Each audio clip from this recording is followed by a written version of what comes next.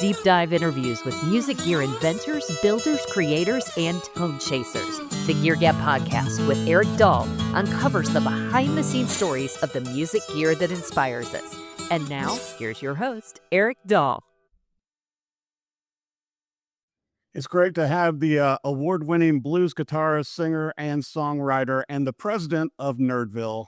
I have Joe Bonamassa on the show. Joe, thanks for joining us.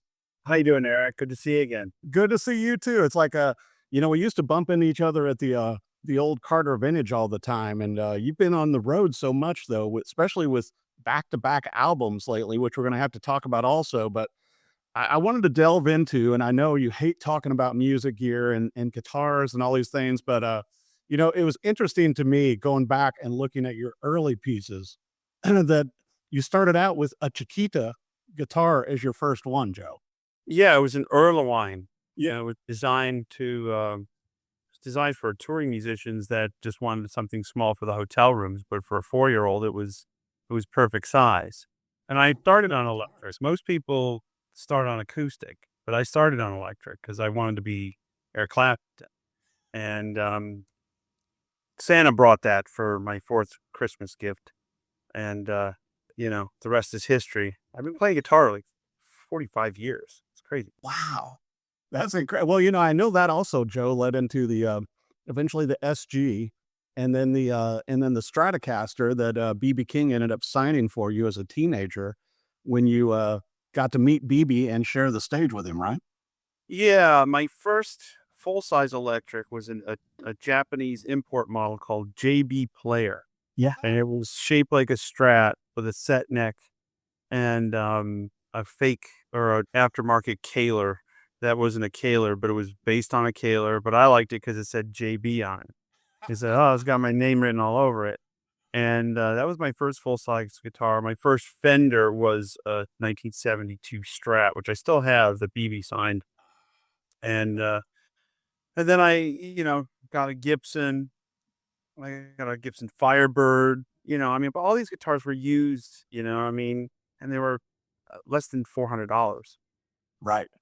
Well, and you and I were talking too, because I was going through all of them, Joe, and there's so many iconic instruments that you've played over the years. And then also we were talking about all the signature models with Epiphone, with Gibson, and also with Fender, including amplifiers. But, so many of these, it's like, and what we're coming up on 20 years with the first one, right? Well, it's 20 years next year. Matt Kaler over at Gibson basically told me, that next year is the 20th anniversary. I'm like, oh my God, it's like 2007. That's right. Yeah. And tomorrow, next year is 2027. Time flies. And we originally started with 300 custom shop inspired by Les Pauls. That was just, my take on an old gold top. And the late great Pat Foley was the one that basically, approached me about that. And then Rick Gembar, who was the head of the custom shop at Gibson at the time, he was the one that greenlit the whole thing, and it sold really fast. And I don't think they were expecting to sell those kind of guitars that fast, especially because I was, not as well known. And but some reason they sold really fast, and we did other ones, and we did other custom shop ones, and then we did there's probably custom shop JB ones. There's probably maybe a couple thousand out there. I know there's at least 20,000 Epiphones out there. So yeah, we're vastly approaching 25,000 Gibsons over the last 20 years, which is an insane amount of trees that I've been responsible for cutting down. When you start looking at it, and now this, I'm looking behind your left shoulder, Yeah. kind of person here, would be the new Martin that we're doing. It's based on my 1937 0018 that came from the original owner's family in Ohio, and my friend John found that, and it's got the picture of the dude with the cowboy outfit, and they came out great. Martin's been really superb to work with, and we did a 00045 based on my 1942. I was going to bring that up because that came out in 2024, correct? Yeah, and we did 4545s, and because they're $20,000, and I had this idea, let's do 4545s, and these are more, unlimited, and of course they're not $20,000. Well, and I was telling you too, Joe, because before we started the interview, I was sitting here playing your 0010E Retro Joe Bonamassa, the entry level one, and it plays and sounds so great. But they did a great job on the finish on this one also. Yeah, and it's got electronics built into it, and really good electronics. I used that particular guitar to jam with Slash at this thing we did in New York earlier this year called the Soho Sessions, and I it was the only guitar I had at my acoustic electric guitar that I had at my apartment. And I said, well, hey, listen, no time like the present to give it a go, and I plugged it in, and it was like, wow, the pickup sounds amazing, and it's like Martin's new proprietary pickup that they've been developing over the years, and it was like I was like really pleasantly surprised and how natural it sounded, because one of the hardest things to do in all of amplification in terms of guitar is amplify acoustic guitar. Either mic it, which there's a volume limit there. There's piezo. There's internal mics, and some of it's even modeling. But their piezo electric pickup is a really it's really voiced well. It's got a nice round, very, very natural sound. It sounds like the guitar unplugged.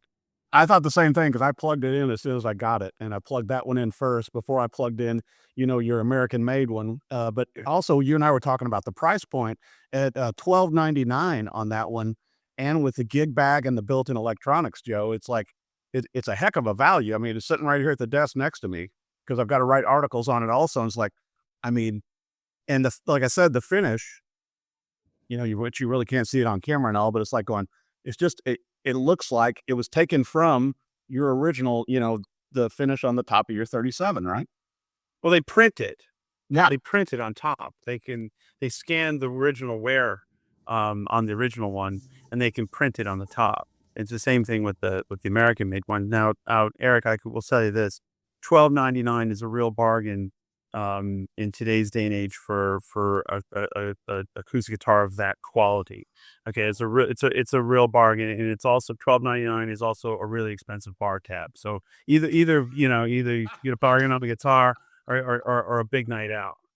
Well, and you and I tend to do more guitars, and I got to talk about the 0018 behind me. Also, it's like going, that thing plays and sounds so good, and it's so warm acoustically, and that one is $3,099, basically $4,000.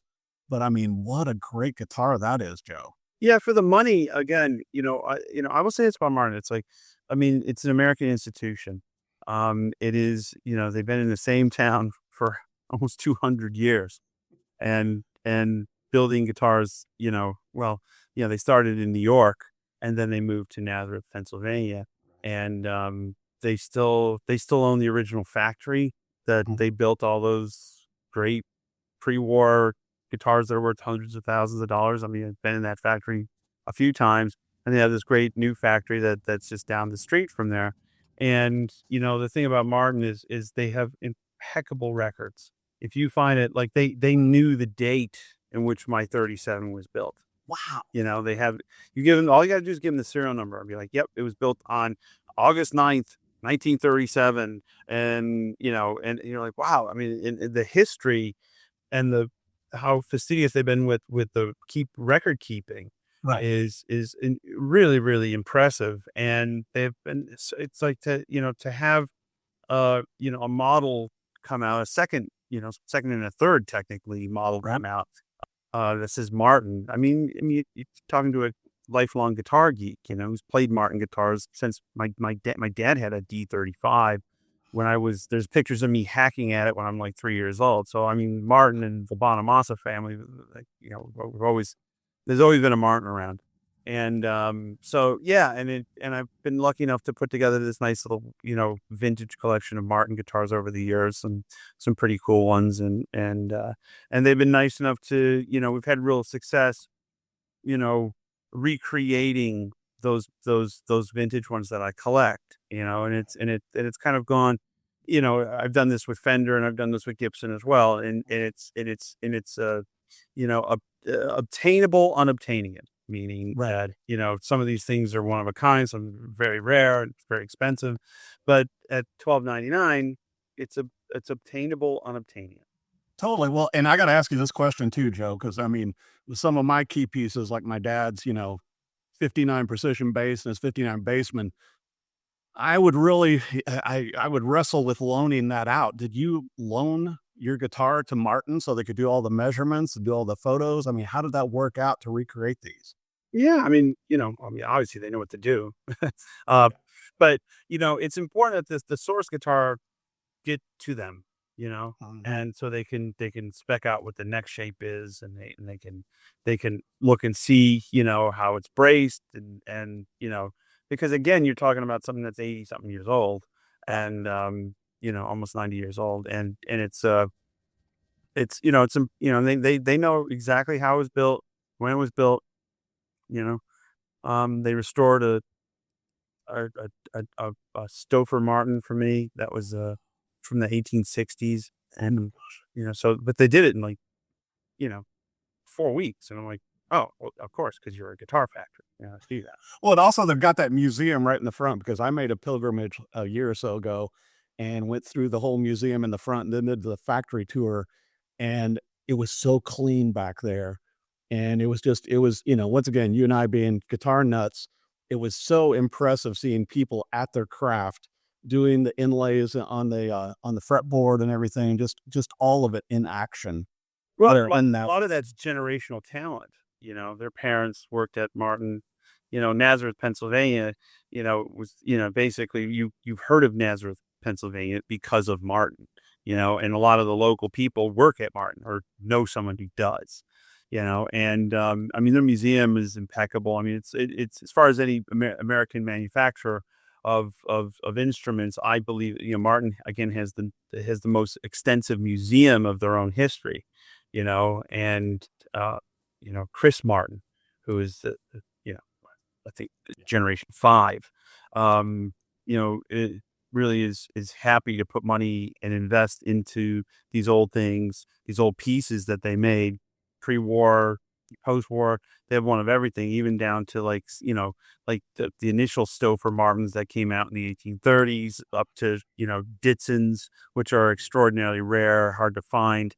Those kind of predated the D28s, and then, in the 30s you get the first herringbone D28. So I mean, I've seen it all in there, and they have some of the nicest examples of their history that I've ever seen in the wild.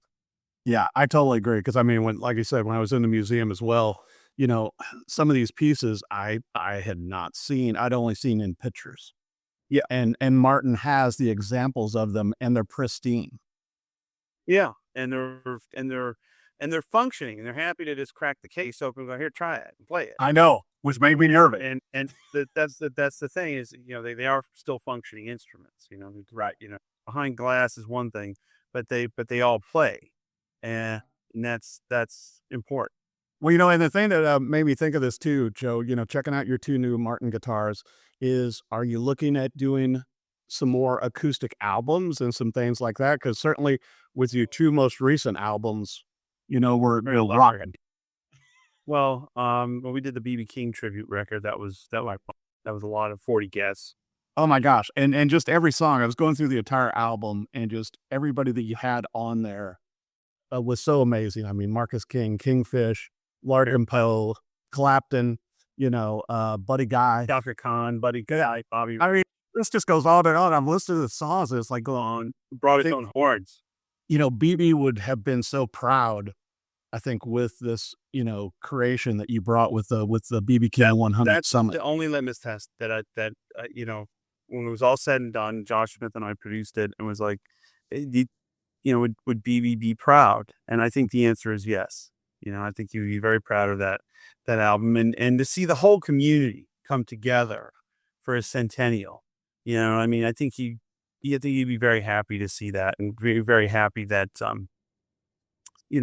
his legacy is still strong, and people that loved him, knew him. I mean, I tried to do a mix of people that I knew played with him, like Kenny Wayne Shepherd and Derek Trucks and Susan, and obviously Buddy Guy and Bobby Rush and Eric Clapton. Totally.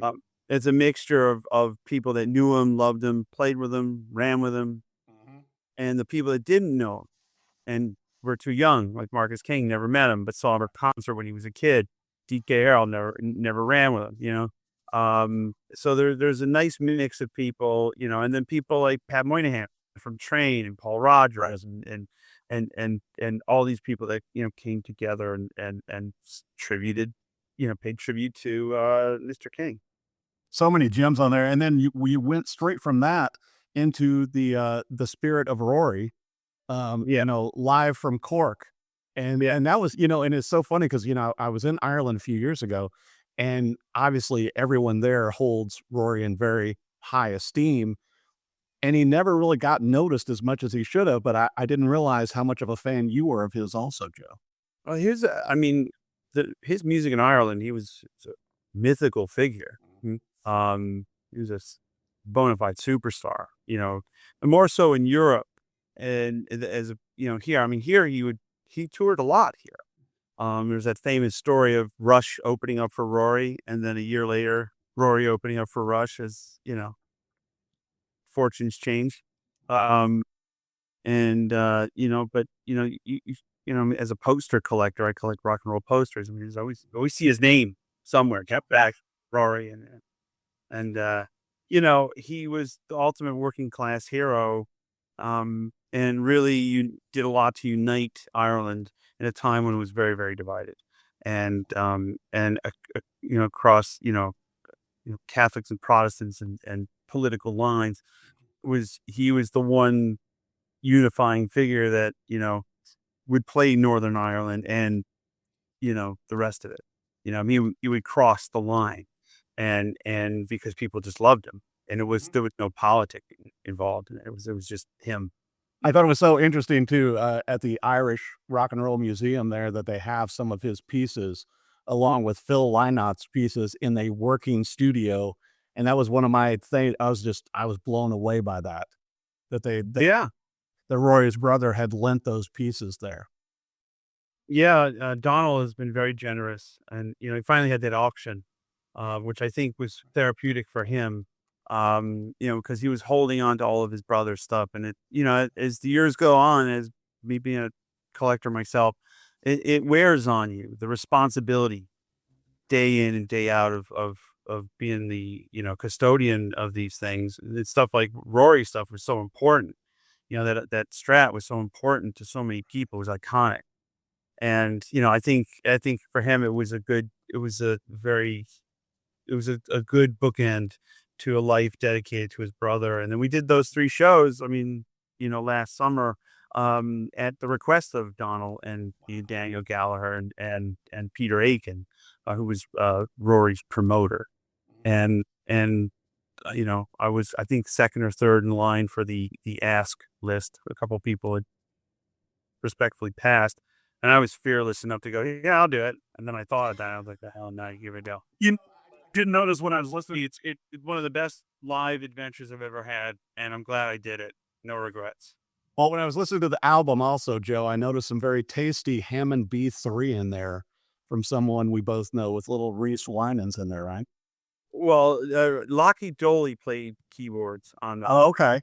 And Reese played on some of the BB King stuff, so Jeff Babco.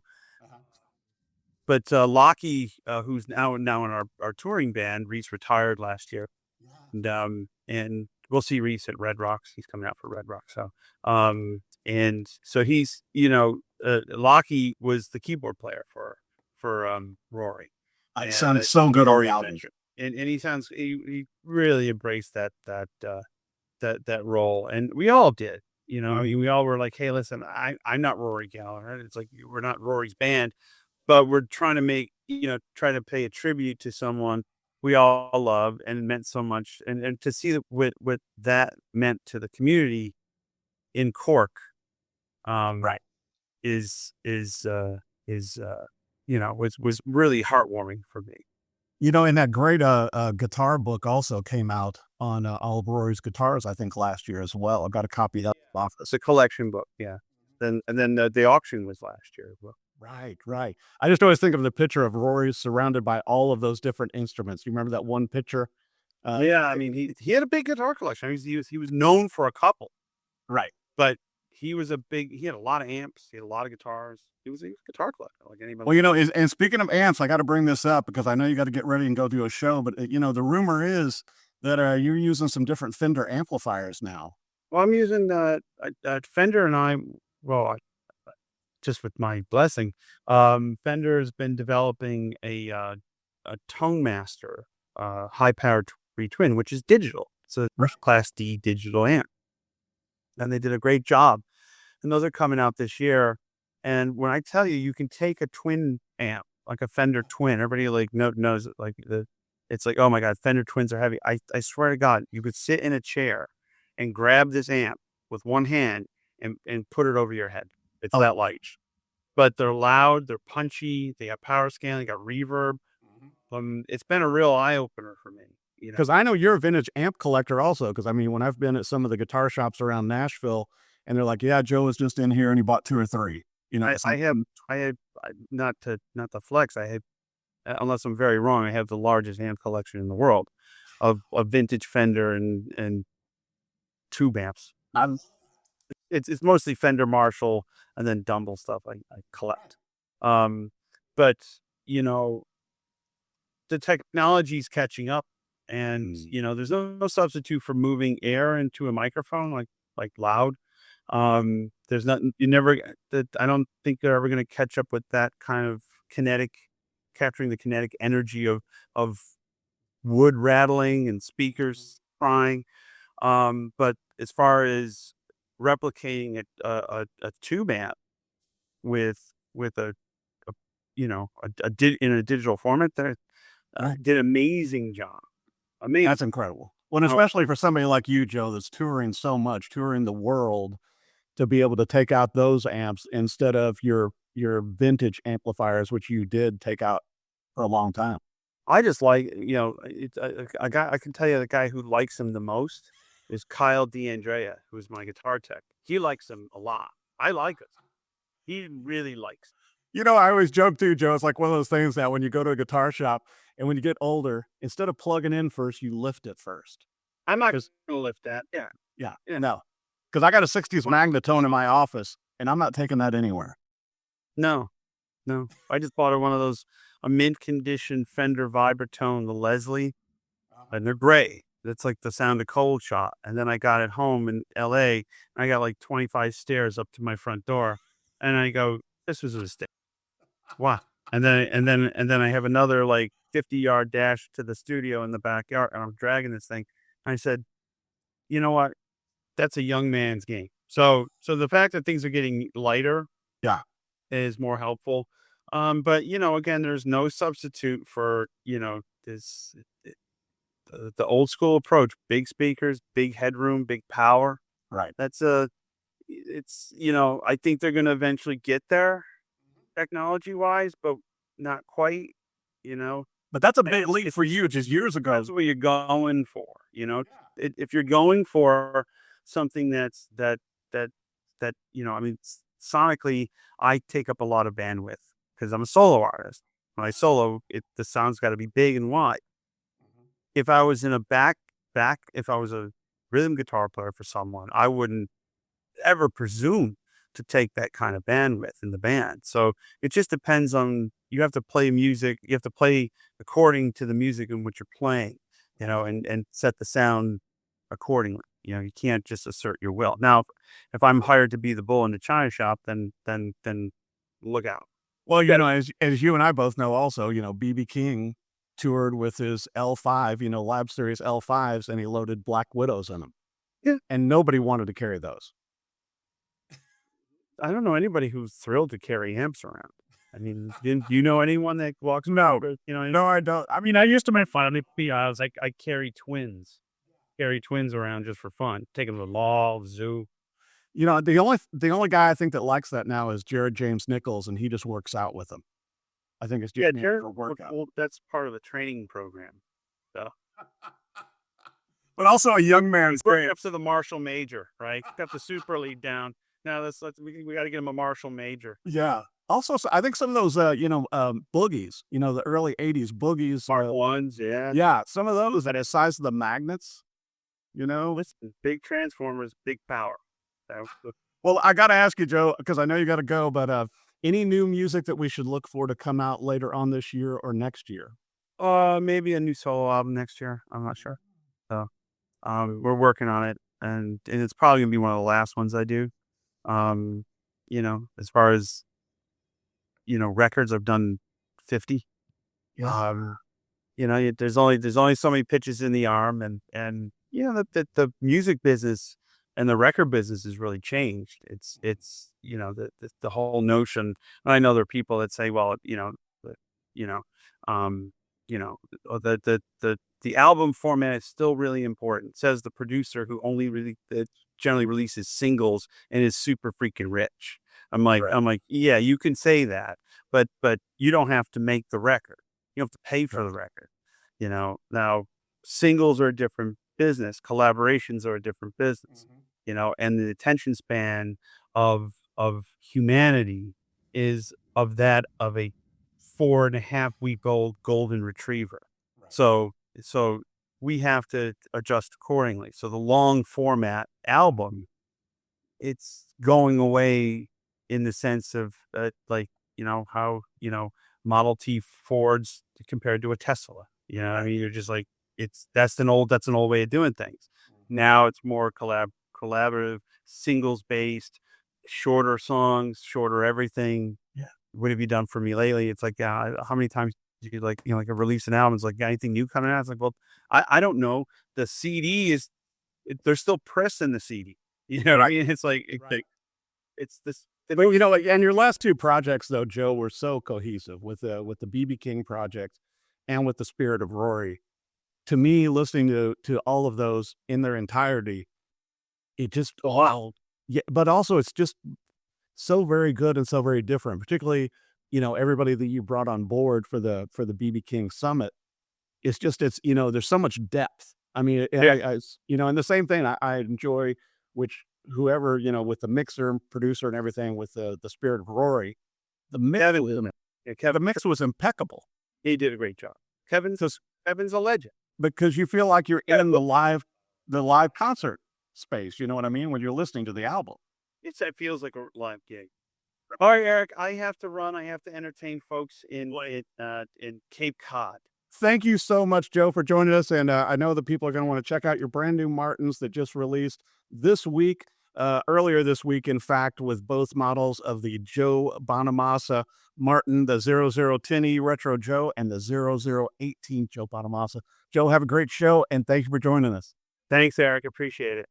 Thanks for joining the Gear Gab Podcast with Eric Dahl. Subscribe to our weekly conversations on your favorite platform. And if you like what you hear, don't forget to leave us a review. Follow us on social media at Gear Gab Podcast. You'll never know who our next guest will be.